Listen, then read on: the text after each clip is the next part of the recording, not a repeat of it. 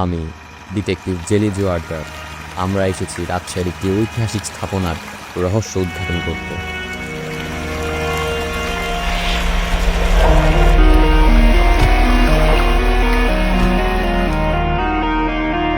বড় কুঠি, রাজশাহীর ঐতিহাসিক ভবন, 1720-এর দিকে নির্মিত।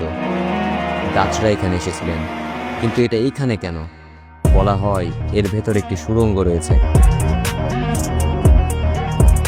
খুঁজতে যে আমরা কিছু একটা পেলাম।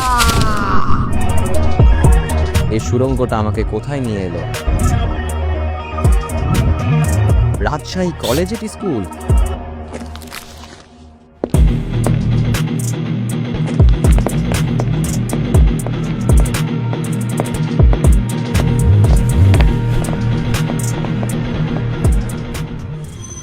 Now it makes sense. 1828 সালে স্কুল প্রতিষ্ঠিত। ডাচ এবং বিদেশি বণিকরা জ্ঞান চর্চার জন্য এই স্কুলকেই বেছে নিয়েছিলেন।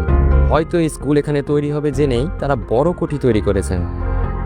কলেজিয়েটে দেশের অনেক খ্যাতিমান ব্যক্তিত্ব অধ্যয়ন করেছেন।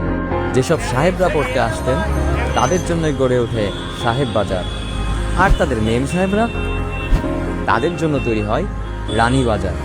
স্কুল পেরিয়ে উচ্চশিক্ষার জন্য গা ঘেঁষে তৈরি হয় রাজশাহী কলেজ। শহরটাই যেন বেড়ে উঠেছে এই কলেজিয়েটকে কেন্দ্র করে।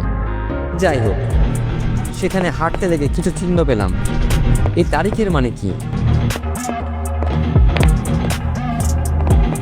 আরো কিছু সূত্র খুঁজতে লেগে গেলাম।